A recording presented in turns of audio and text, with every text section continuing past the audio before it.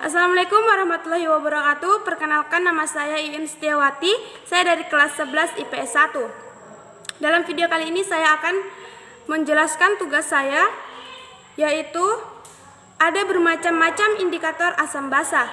Di antara kertas lakmus, indikator universal, larutan indikator, pH meter, dan indikator alami.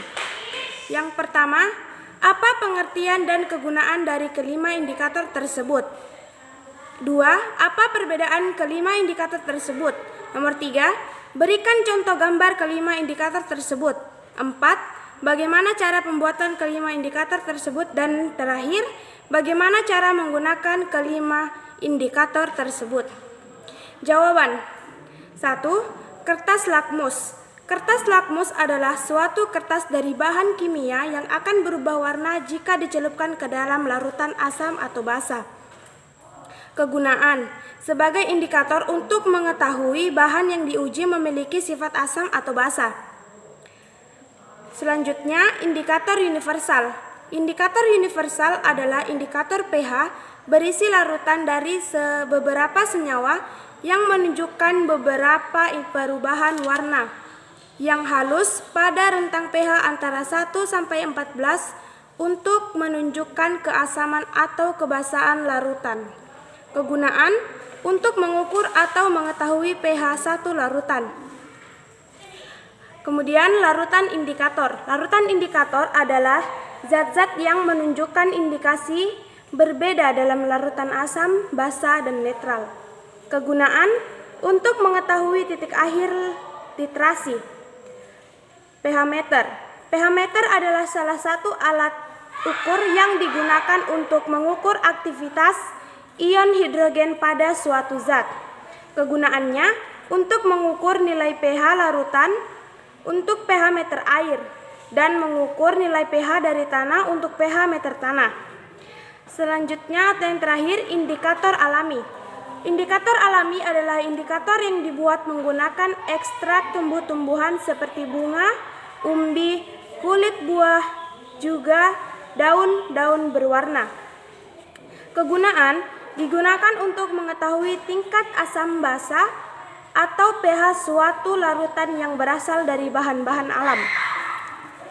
Nomor 2. Dalam penentuan sifat asam basa, kertas lakmus hanya dapat digunakan untuk mengetahui apakah satu senyawa bersifat asam atau basa berdasarkan perubahan warna yang terjadi, atau merah sama dengan asam, biru sama dengan basa. Sedangkan pada kertas indikator universal terdapat beberapa zat warna yang digunakan untuk menentukan derajat kesamaan suatu zat berdasarkan perubahan warna yang terjadi. Yang ketiga, berikan contoh gambar kelima indikator tersebut. Yang pertama, kertas lakmus, indikator universal, larutan indikator, pH meter, dan yang terakhir indikator alami.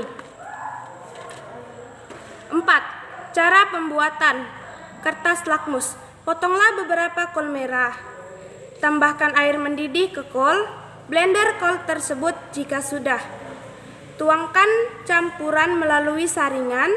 Tambahkan alkohol isopropil ke larutan indikator. Tuangkan larutan ke panci atau mangkuk, dan yang terakhir, rendam kertas dalam larutan indikator. Selanjutnya, indikator universal. Yang pertama, timbang 0,05 gram metil jingga, 0,15 gram merah metil, 0,3 gram brom timol biru, dan 0,35 gram amfenolfatalein. Kemudian masukkan campuran ini ke dalam 1 liter alkohol 50-75%. Yang terakhir, aduk campuran tersebut sampai rata. Simpan di tempat yang kedap udara. Kemudian larutan indikator. Benzofurfurim 48,0,1%. Timbangan benzopurpin 48 sebanyak 0,1 gram. atau 100 mg, kemudian larutkan dengan squeeze sampai 100 ml. Selanjutnya pH meter. Nyalakan pH meter, bersihkan elektroda, siapkan larutan penyangga atau buffer. Bagian kedua, masukkan elektroda ke dalam larutan penyangga dengan pH 7 dan mulailah lakukan pembacaan. Atur pH, bersihkan elektroda dengan air murni. Masukkan elektroda ke dalam larutan penyangga dengan nilai pH 4 dan mulailah pembacaan. Kemudian atur pH untuk kedua kalinya. Bersihkan elektroda. Bagian ketiga, masukkan elektroda ke dalam sampel dan mulailah pembacaan. Tentukan kadar pH, bersihkan elektroda setelah digunakan. Kemudian indikator alami.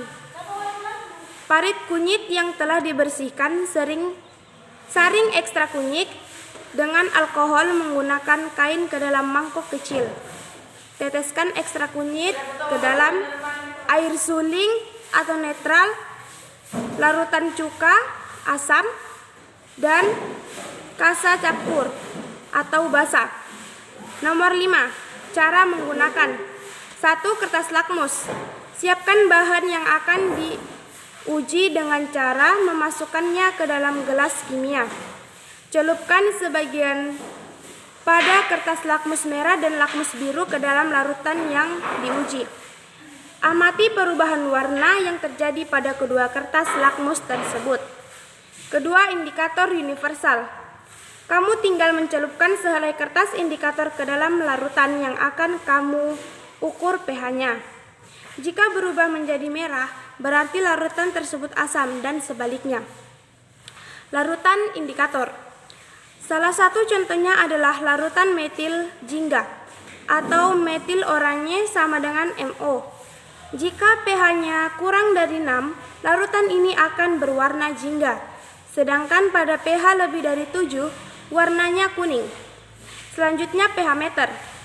Tekan tombol on, kemudian celupkan pada larutan yang akan diukur pH-nya. Tunggu hingga angka di layar stabil. Yang terakhir adalah indikator alami. Meneteskan ekstrak tumbuhan ke dalam larutan, kemudian lihat perubahan warnanya. Sekian dari saya, kurang dan lebihnya mohon dimaafkan. Akhir kata, wabillahi taufiq wal hidayah. Wassalamualaikum warahmatullahi wabarakatuh.